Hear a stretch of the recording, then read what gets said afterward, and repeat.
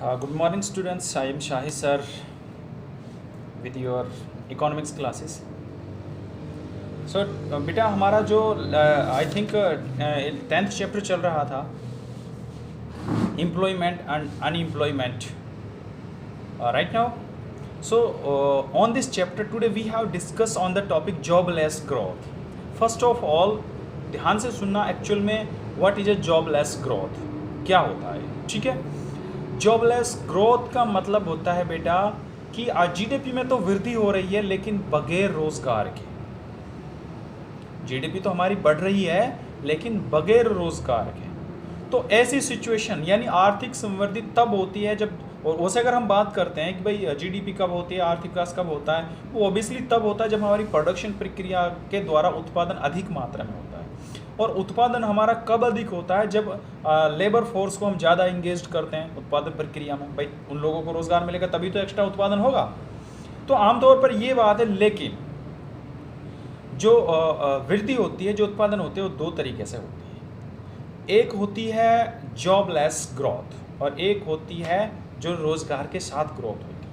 अब इंडिया जैसी कंट्री को तो चाहिए कि उसकी जो वृद्धि है वो रोजगार सहित होनी चाहिए, ना कि रोजगार रहित. लेकिन इंडिया के साथ क्या हो रहा है, जो ग्रोथ तो हो रही है लेकिन वो जॉबलेस हो रही है. तो ऐसा क्यों होता है, क्योंकि देखिए जब मल्टीनेशनल कंपनीज आती हैं ना, तो वो अधिक उत्पादन करने के लिए वो जो है ना मॉडर्न टेक्नोलॉजी अडॉप्ट करते हैं. और मॉडर्न टेक्नोलॉजी में क्या होता है कि वो लोगों से रोज़गार क्रिएट नहीं करती है बल्कि वो प्रोडक्शन ज़्यादा करती है. तो वो लो कॉस्ट पर अच्छी होती है. तो मल्टीनेशनल कंपनियों का तो मकसद यही होता है कि उनको अधिक से अधिक प्रॉफिट कमाना. तो भारत के अंदर जो मल्टीनेशनल कंपनियां हैं उन्होंने टेक्नोलॉजी के द्वारा जीडीपी ग्रोथ की है, जिसको हम जॉबलेस ग्रोथ कहते हैं. तो ये बेटा हमारा जॉबलेस ग्रोथ यानी नौकरी रहित ग्रोथ थी. तो ये पॉइंट समझ में आ गया आपको जॉबलेस ग्रोथ क्या होती है. फिर हमारा जो अगला पॉइंट है बेटा वो ये है रूरल एंड अर्बन अनएम्प्लॉयमेंट. उसके कुछ स्टेटिक्स डाटाज हैं, उनको हम बताएंगे आपको. कुछ ध्यान रखने हैं, ज़्यादा नहीं रख पाओगे तो कुछ रखने हैं जो इंपॉर्टेंट होते हैं, उन्हीं के ऊपर हम डिस्कशन करेंगे. तो रूरल एंड अर्बन अनएम्प्लॉयमेंट. और फिर दूसरा अनएम्प्लॉयमेंट कितने प्रकार का होता है, कौन कैसे कैसे होता है. तो in India unemployment in India we have divided into two way, rural unemployment and urban unemployment, यानी ग्रामीण बेरोजगारी और शहरी बेरोजगारी. अब ग्रामीण बेरोजगारी भी again divided into two parts, यानी disgusting unemployment and seasonal unemployment. अब मैं वन बाय वन इनका एक्सप्लेनेशन कर रहा हूँ. डिसगस्ट अनएम्प्लॉयमेंट का मतलब होता है अदृश्य बेरोजगारी, यानी छिपी हुई बेरोजगारी भी हम इसको बोल सकते हैं. डिसगस्टिंग अनएम्प्लॉयमेंट इसका मतलब होता है कि लोग दिखने में तो काम कर रहे हैं बट एक्चुअल में उत्पादन प्रक्रिया में उनका जो प्रोडक्शन में उनका योगदान कुछ नहीं होता. फॉर एग्जांपल हमारा 1 किला ज़मीन है, उस पर 2 आदमी काम कर सकते हैं, इनफ है.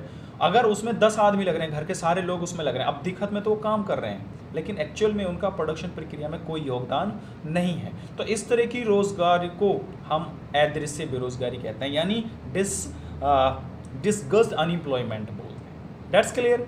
दूसरा है हमारा सीजनल अनएम्प्लॉयमेंट. देखिए सीजनल अनएम्प्लॉयमेंट होती है कि कुछ मौसम आ गया, उसमें रोजगार मिल गया है, उसके बाद वो मौसम खत्म हो गया तो जॉब भी चली गई. जैसे ईंट के भट्टे होते हैं. अब इसमें क्या होता है कि अब इस समय ईंट का भट्टा का सीजन चल रहा है तो लोगों को ईंट के भट्टों पे जो ब्रिक्स होती हैं उनके वो रोज़गार मिला हुआ है. लेकिन जैसे ही बारिश शुरू होगी तो उनका काम खत्म हो जाएगा, वो जॉबलेस हो जाएंगे.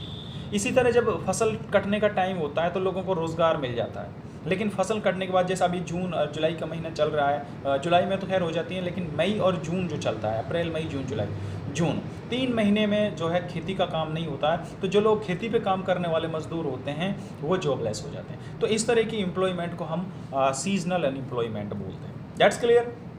अच्छा, now we are come to the point urban unemployment, शहरी बेरोजगारी. तो ये भी अगेन 2 प्रकार की होती है, industrial unemployment and educated unemployment. Industrial unemployment होती है औद्योगिक बेरोजगारी.